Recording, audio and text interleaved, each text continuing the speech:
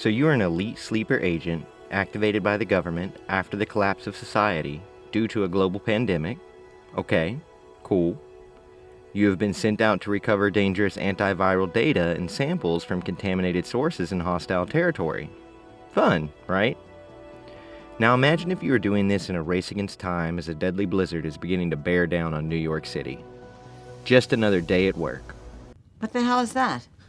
These are my words, Mother. From Army. The seal is for marksmanship, and the gorilla is for sand racing. This is the setting for the survival game mode of Tom Clancy's The Division. The Division is a third-person looter-shooter created for PC in the 8th generation of consoles. It was initially released in March of 2016 and saw support over the next couple of years in the forms of expansions. Each of these expansions sought to add a new game mode or content to flesh out the overall world and provide players with new ways to hit that grind. My personal favorite one of these was the Survival expansion. As I previously stated, your character will find themselves stuck in an even more dangerous version of the usual world map due to the events of a storm and an unfortunate helicopter crash that strands you injured and contaminated. Survival offers two experiences depending on your preference, PvP or PvE.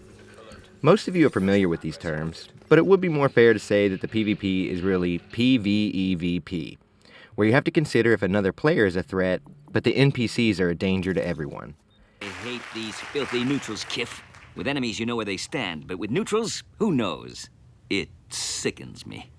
I tend to prefer the PvE mode for a quick casual run-through of survival these days, as matchmaking can take long enough without getting pistoled down in the first 2 minutes. There is still some fun variety and strategy to be had, as the different enemy factions of NPCs can still interfere with one another. It can be pretty fun to come in and third-party some computer-controlled jerks knowing that they would have happily done the same to you. You start stripped of your gear and slowly succumbing to infection. There are several possible starting points, all located around the edges of the map, that offer some early resources as well as teaching you about the item crafting mechanics if you are new. The best tip is to usually try to get on the move quickly and collect resources along the way by finding the small containers around the world and inside buildings. Combat is always a decision, as the risk-reward ratio can vary depending on your current weapons or the strength of the enemy.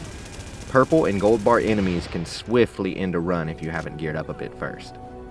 The cold may claim you and cause your first loss regardless of any enemies or poor decisions you make, as it starts off in the deep negative temperatures and requires you to find heat sources and warmer clothing to protect yourself.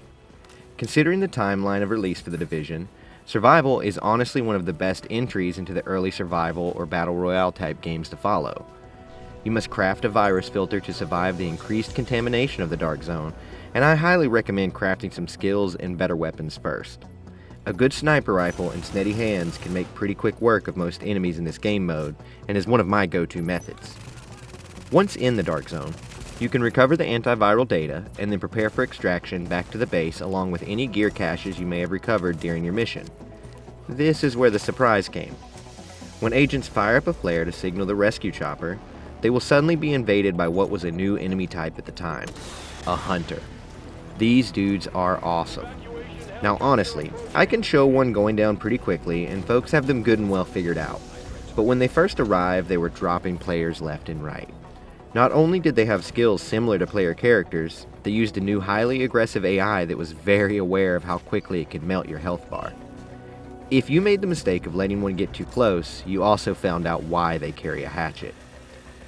There is some fun cheese to be had around hunters, and if you find yourself truly stuck, just spend a few minutes searching on YouTube and you will see some of the ways people embarrass them. Seriously, what the double up, lucky shot, okay? Keep an eye on them boots of his. I will give you one freebie.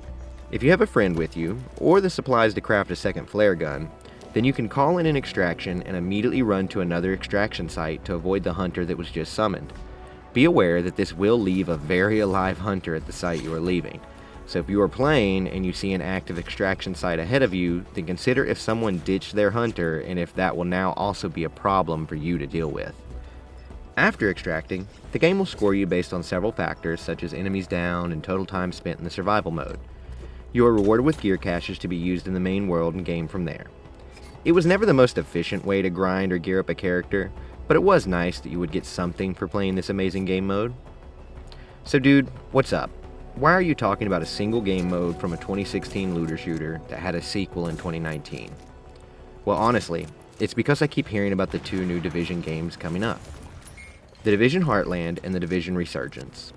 While Resurgence is an upcoming mobile game that seems like a bit of a port / adaptation / 1.5 sequel to the first game, Heartland is a current gen game based around PvEVP and keeps throwing out the word survival in all the previews and marketing material.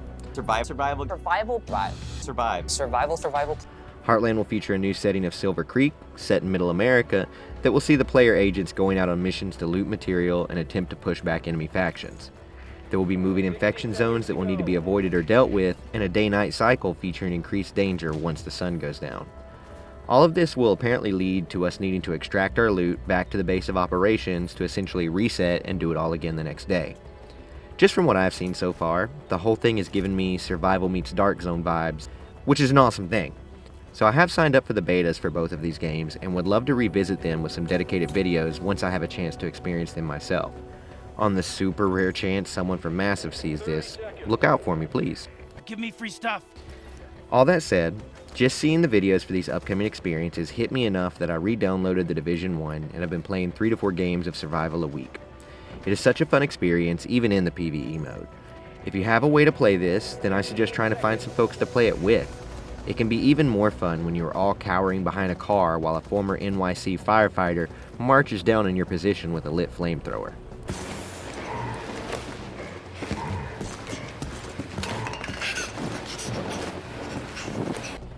If you have played this a million times, then I challenge you to try something new on your next game. Maybe limit yourself to one skill or a specific type of weapon only. Maybe try to take down your hunter with just a pistol. You decide.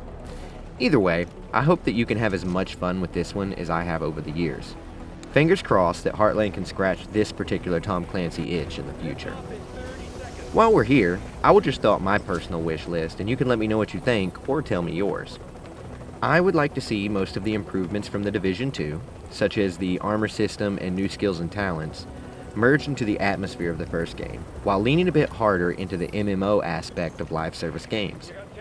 There would probably need to be limits based on individual zones of the map, but imagine public events that could flex up to 10 plus agents at once, even if they weren't grouped. You know, I'm sure that there are technical limitations that I am not considering here, but one can dream. Please consider subscribing to my channel if you want more content like this in the future. Drop a like if you enjoyed this video, and let me know your thoughts regarding Survival, The Division, or any of the upcoming spin-offs. As always, I appreciate any and all of your time. I've been Dr. Ursa. Take care.